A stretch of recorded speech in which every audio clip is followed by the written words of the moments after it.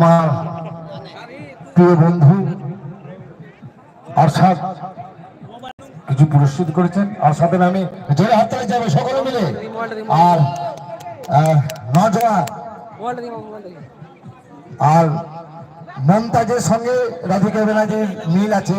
Committee দাদা বলেছেন দুটো মমতাজের গান গাওয়ার জন্য জোরে হাততালি যাবে। মমতাজ মমতাজ বাংলাদেশের সুপার হিট গায়িকা মমতাজ মমতাজ মমতাজ মমতাজের সঙ্গে রাধিকা ব্যানার্জির কমিটি দাদা বলছে, আমার কথা নয়, আর দর্শকরা বলছে মমতাজের সঙ্গে রাধিকা ব্যানার্জির মানে 90% মিল আছে। আমি কোথায় তার চরণ ধুলি মাত্র। জোরে হাততালি যাবে। এইটাই শিল্পী, এটা গুণী শিল্পী মমতাজ। মমতাজ মমতাজের পায়ের তলায় রাধিকা ব্যানার্জি। জোরে হাততালি যাবে সকলে মিলে।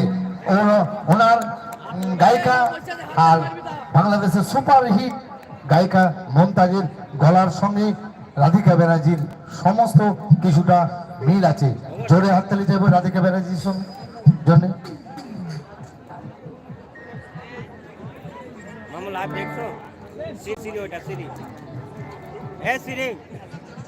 Open camera. ইউটিউব। আচ্ছা, মমতাজের তো অনেক গান আছে, তার মধ্যে একটি গান আমার খুব ভালো লাগে। উনি তো ওনাকে আগেই বললাম বাংলাদেশের গায়িকা, জনপ্রিয় গায়িকা, আমাদের ওয়েস্ট বেঙ্গল মানে এই দেশে আপনাদের কাছের মানুষ। উনিও ওইখানে থাকেন, আমি এখানে থাকি, কিন্তু থাকলেও গিয়েছে আমি ওনাকে খুব পছন্দ করি। ওনার গান আমি গাইতেও ভালোবাসি। তো যখন রিকোয়েস্ট করেছেন মমতাজের একটি গান গাইছি, তবে একটু নাচের গান আর কি, যেহেতু অনেক রাত হয়ে গেছে তো একটু নাচানাচি না হলে মানাচ্ছে না। তো দেখবেন এই যে ভালোবাসার মানুষটা, যেমন আমি আমার ঘটনা একটু বলি আপনাদেরকে। আমি যখন এসেছি, আমি আমার কথাটা সবাইকে বলি না, আমার কিছু গোপন কথা আছে, সেটা আমি কাউকে বলি না।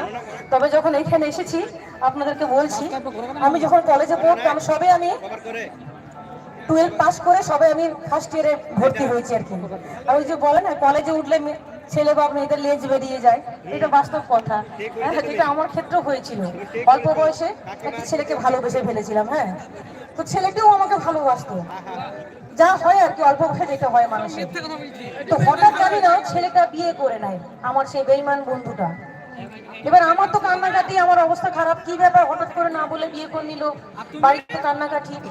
বাবা মা বলছে এই মেয়েটার কি ব্যাপার, কি হলো ভাই? আমি বলছি, আমি তখন খুলে বললাম যে একজনকে আমি পছন্দ করতাম, সে বিয়ে করে নিয়েছে। তো মা বাবা দেখলো এই মেয়েরও অবস্থা খারাপ, এই মেয়ে মনে হয় কখন কি করবে বিশ্বাস নাই, আমাকেও ধরে বেঁধে বিয়ে দিয়ে দিল বাবা মা। আমাকে বলে যা তুই সংসার কর, তোর পড়াশোনা করতে হবে না, তুই সংসার কর। ভালো, বাবা মায়ের কথা শুনলাম, বিয়ে করলাম, ভালোই সংসার করছি। হঠাৎ দেখি একদিন কলকাতার হাতিবাগান মোড়ে আমার সেই বেঈমান বন্ধুটার সঙ্গে আমার দেখা।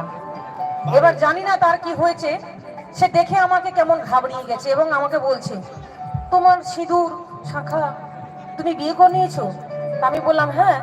তুমি বিয়ে করে সংসার করছো আর আমি বিয়ে করতে দোষ? আমার বাবা মা আমাকে বিয়ে দিয়েছেন। বলছে কেন করলে আমাকে ছাড়া? আমি বললাম